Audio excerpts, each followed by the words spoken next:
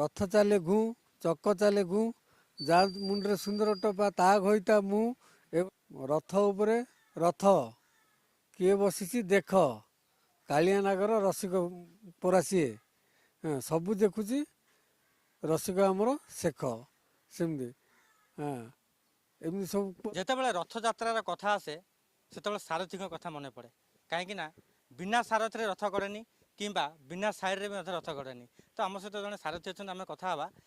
ଯେଉଁ ରଥଯାତ୍ରାରେ ଯେଉଁଭଳି ଭାବରେ ସାରି ରହିଛି ବା ଯେଉଁ ଢଗଢମାଳି ରହିଛି ତାଙ୍କଠୁ ଆମେ ଶୁଣିବା। ଜୟ ଜଗନ୍ନାଥ।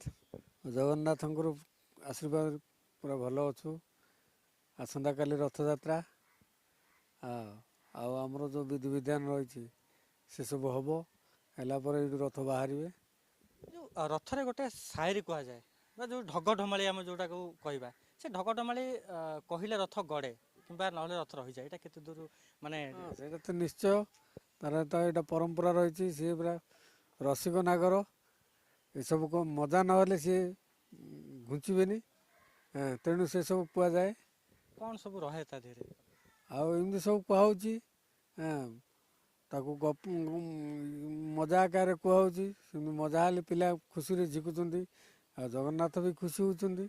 ଏମିତି ଯେମିତି ଆମର ରଥ ଉପରେ ରଥ କିଏ ବସିଛି ଦେଖ କାଳିଆ ନାଗର ରସିକ ପରା ସିଏ ସବୁ ଦେଖୁଛି ରସିକ ଆମର ଶେଖ ସେମିତି ସବୁ ରହିଛି।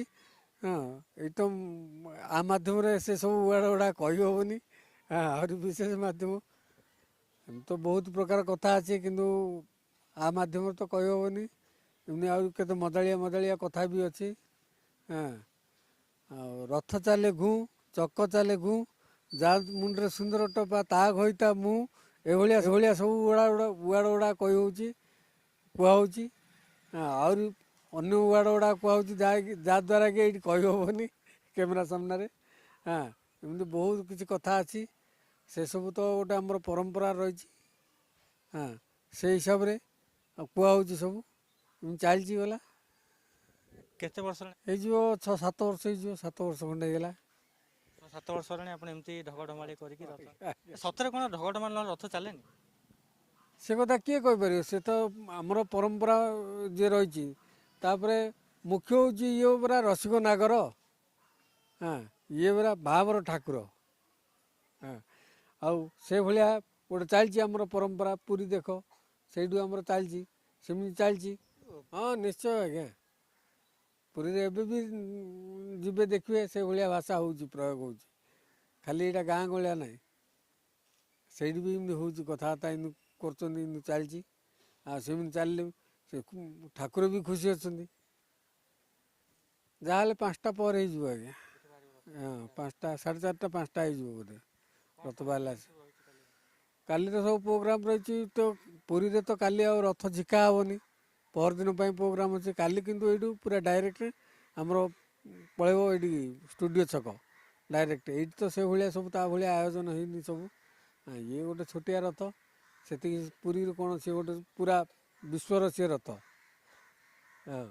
ଆଉ କାଲି ସବୁ ଏଇଠି ସବୁ ଆୟୋଜନ ହେଇଛି, ସବୁ ଭକ୍ତମାନେ ଅଛନ୍ତି। ଏଇଠି ବି କମ୍ ସେ କମ୍ ପ୍ରାୟ 15-20 ହଜାର ଭକ୍ତ ଜମା ହେଉଛନ୍ତି। କାଲି ହେବ, ଆଉ ଚାଲିବ ସବୁ ରଥ ଚାଲିବ। ଆପଣ ବି ଦେଖିବେନି କି? ତ ସବୁ ଭାଷା ଲାଗିବ, ଭଲ ଲାଗିବନି ଆଜ୍ଞା। ଭାଷା ସବୁ ଲାଗିବ ସବୁ। ଏଇଠି ସେସବୁ କଥା କହିହେବନି, ମୋ ପାଟିରୁ ଉଚ୍ଚାରଣ ହେବନି ଏବେ ବର୍ତ୍ତମାନ। ସେସବୁ ଭାଷା ସବୁ ଲାଗିବ। କାଲି ସେସବୁ ରଥ ଉପରେ ରହିଲେ ସେ ଭାଷା ଅଟୋମେଟିକ୍। ଏବେ ଆପଣ କହିପାରୁନାହାନ୍ତି, କିନ୍ତୁ ରଥ ଉପରେ ହେଲେ ଗୋଟେ ଅଲଗା ପ୍ରକାର ଗୋଟେ ମାନେ ଶକ୍ତି ଗୋଟେ ପଳେଇ ଆସେ। ସେସବୁ ତାଙ୍କରି ବରାତ ଯାହା ଅନୁଭବ। ଆଜି ଆମେ ଆପଣ ପଚାରୁଛନ୍ତି, ଆମେ କିଛି କହିପାରୁନୁ। କାଲି କିନ୍ତୁ ଅଟୋମେଟିକ୍ କାଲି ତାସରେ ସବୁ ୱାର୍ଡ଼ ଗୁଡ଼ା ବାହାରିବ ସବୁ। ଆଉ ସେଇଠି ଠିଆ ହେଇ ପଡ଼ିଲେ, ସେ ଜାଗାରେ ଠିଆ ହେଲେ ତାଙ୍କର ଆଶୀର୍ବାଦରେ ସେ ସବୁ ଭାବ ଆସୁଛି। ସେ ୱାର୍ଡ଼ ଗୁଡ଼ା ବି ମନେ ପଡ଼ିଯାଉଛି। ସେସବୁ କଥା ବାହାରୁଛି। ସେ ୱାର୍ଡ଼ ନହେଲା ଆଗ, ନ କହିଲା ଆଗ ଠାକୁର ସେମିତି ଥାଉଛନ୍ତି। ପିଲା ବି ଆଉ ଝିକୁନାହାନ୍ତି। ଯେଉଁ ଭକ୍ତ ରସି ଧରି ଠିଆ ହେଇଥିବେ, ଦୌଡ଼ି ଧରି ଠିଆ ହେଇଥିବେ ରଥ ଝିକିବା ପାଇଁ, ସେମାନେ ସେମିତି ଠିଆ ହେଇଥିବେ। ମାନେ କାଳିଆ ଠାକୁର ଭାଷା ଶୁଣିଲେ ରଥ ଗଡ଼େ ନା? ବାସ୍ ବାସ୍। ସିଏ ଯେତେବେଳେ ଭାଷା ଶୁଣିବେ, ଅଟୋମେଟିକ୍ ସିଏ ପୁରା ସେ ପିଲା ହାତ ରସି ଉପରେ ଖାଲି ହାତ ପକାଇଥିବେ କିନ୍ତୁ ରଥ ଯାଇଥିବ, ବୁଝିପାରିଲେ ଏଭଳିଆ କଥା। ଆଉ ସବୁ ତ ଭାଷା ତ କ୍ୟାମେରା ସାମ୍ନାରେ କହିହେବନି।